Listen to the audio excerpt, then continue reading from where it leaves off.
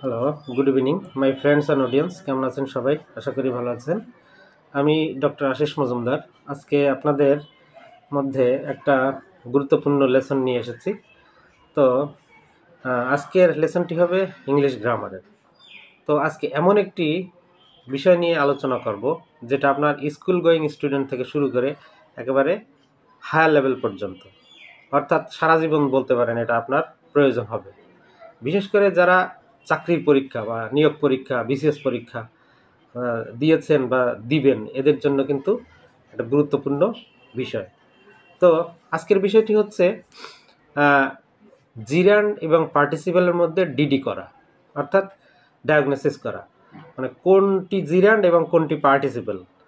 হ্যাঁ, যেমন কিনা একটা মাল্টিপল চয়েসে একটা লাইনে একটা কথা লিখে দিলে বললো যে এটি কি জিরান্ড নাকি পার্টিসিপেল। আপনি যদি এই টিপস না জানেন তাহলে আপনি ধরতে পারবেন না। তো আজকে সেই টিপসটি দিব যে কি দেখে আপনি বুঝবেন যে এই শব্দটি জিরান্ড অথবা এই শব্দটি পার্টিসিপেল। তো চলুন যাওয়া যাক। তবে তার আগে একটি কথা, আমার এই যে গুরুত্বপূর্ণ লেসন বা ভিডিওগুলো আপনারা দেখেন, এগুলো বিভিন্ন গ্রুপে এতদিন শেয়ার করে আসছিলাম, কিন্তু এখন থেকে আমি আর বিভিন্ন গ্রুপে এটা শেয়ার করব না। আমি এখানে একটা মানে ইউটিউব চ্যানেলের একটা লিঙ্ক দিয়ে দিব, আপনার ওখানে গিয়ে একটু সাবস্ক্রাইব করে ওখান থেকে ভিডিওগুলো দেখে নেবেন, এটা আমার অনুরোধ থাকবে। তো চলুন এবার আমরা টিপসটিতে আসি। হোয়াট ইজ জিরান্ড এবং পার্টিসিপেল, তাই তো? তো দেখুন, এই জিনিসটাকে যদি আপনাকে সহজে বুঝতে হয় তাহলে দুটো জিনিস আপনার মাথায় রাখতে হবে। সে জিনিস দুটো কি? রেশনাল এবং irrational. What is rational? Rational বলতে বোঝায় যৌক্তিক, মানে যে জিনিসের একটা যৌক্তিকতা থাকে, আর ইররেশনাল মানে যার কোনো যৌক্তিকতা নেই। এবার একটা টার্ম দিচ্ছি, ভালো করে বুঝবেন। যদি বলে যে বার্কিং ডগ, বার্কিং ডগ, ভালো করে শুনবেন।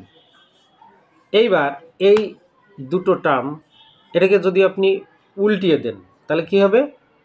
ডগ বার্কিং, মানে ভিতরে একটি এবার একটা ভাব দিয়ে দিবেন, তাহলে আরও শুনতে ভালো লাগবে। ডগ ইজ বার্কিং, তাহলে কি বললাম? প্রথমে ছিল কি?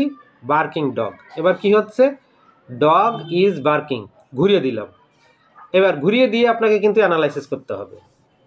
ডগ ইজ বার্কিং মানে কুকুর ঘেউ ঘেউ করে, এটার কি যৌক্তিকতা আছে? হ্যাঁ, অবশ্যই আছে। কুকুরই তো ঘেউ ঘেউ করে, তাহলে এটার যৌক্তিকতা আছে। যখন যৌক্তিকতা আপনি খুঁজে পাবেন সেটি হবে পার্টিসিপল। ভালো করে বুঝবেন, যেখানে যৌক্তিকতা থাকবে সেটি হবে পার্টিসিপল। আচ্ছা, এবার আরেকটি দেখেন, প্লেয়িং কার্ডস।